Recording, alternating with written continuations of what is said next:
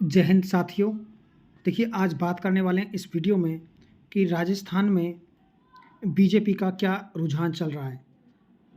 ये फलोदी सट्टा बाज़ार के अनुसार राजस्थान में बीजेपी 10 से 13 सीटें फाइनली जीत रही है।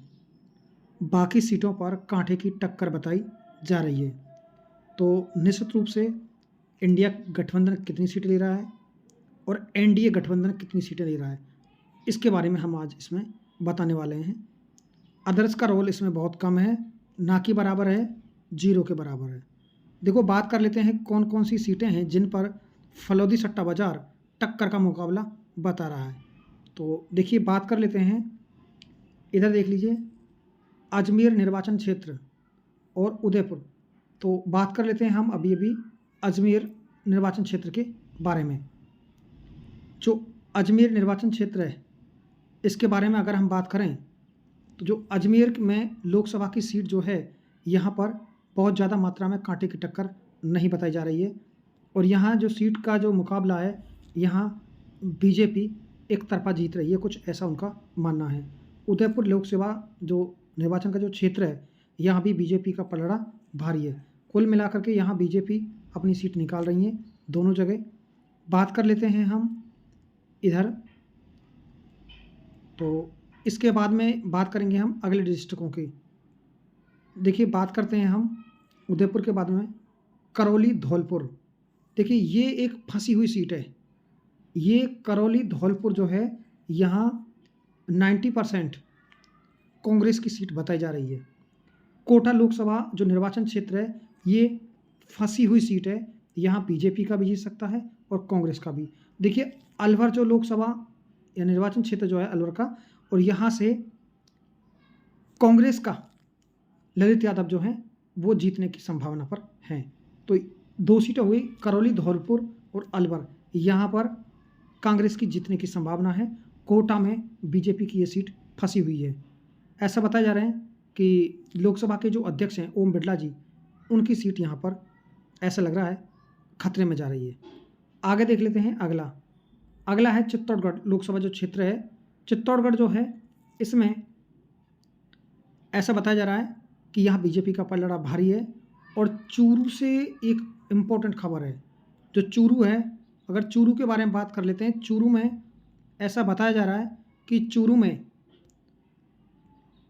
जो बीजेपी से नाराज़ होकर कसवा जी आए थे, वो यहाँ चुनाव जीत रहे हैं, ऐसा सट्टा बाज़ार का मानना है। तो यहाँ देख रहे हैं लगभग 3 सीटें फाइनली कांग्रेस की यहाँ तक उनके अनुसार हो गई हैं।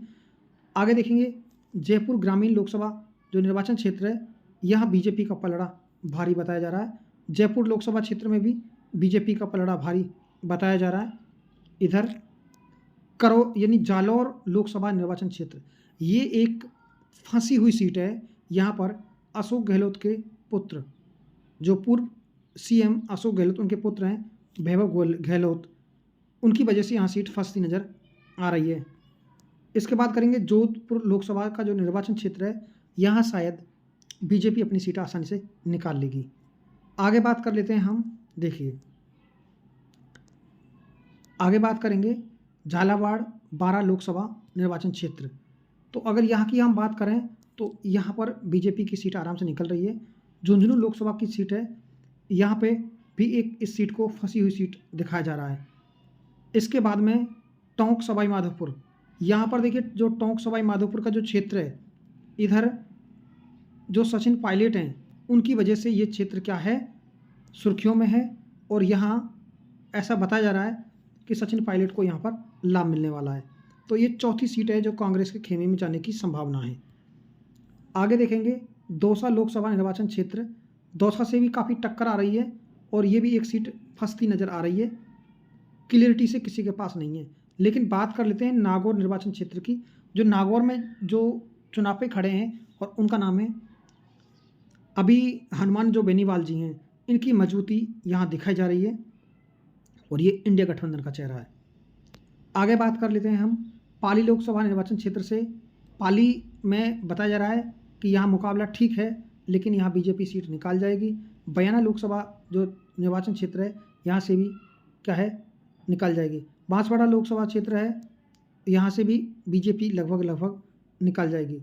बाड़मेर लोकसभा निर्वाचन क्षेत्र, तो बाड़मेर से भी कांटे की टक्कर बताई जा रही है बाड़मेर में, और बाड़मेर में जो एक निर्दलीय जो कैंडिडेट है उसकी जीत ज़्यादा मजबूत दिखाई दे रही है। और बीकानेर लोकसभा क्षेत्र से कांटे की टक्कर बताई जा रही है। आगे अगर बात कर लेते हैं हम भरतपुर लोकसभा क्षेत्र, तो देखिए भरतपुर के बारे में मैं आपको याद दिला देता हूँ। भरतपुर से 100% कांग्रेस की संजना जाटव जीत रही हैं। जो कांग्रेस की संजना जाटव हैं 100% जीत रही हैं।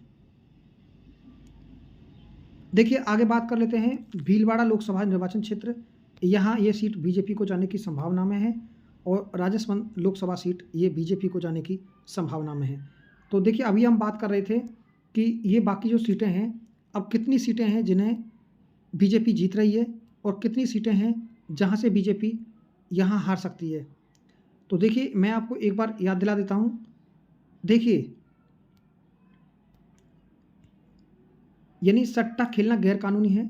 खबर का मकसद सिर्फ और सिर्फ सट्टा बाजार में चल रहे रुझान दिखाना है, ये असल नतीजे नहीं हैं, इसलिए इससे प्रभावित होने की ज़रूरत नहीं है, क्योंकि संपूर्ण जो नतीजे हैं वो जब आपकी मतगणना होगी उस समय ही आएगा।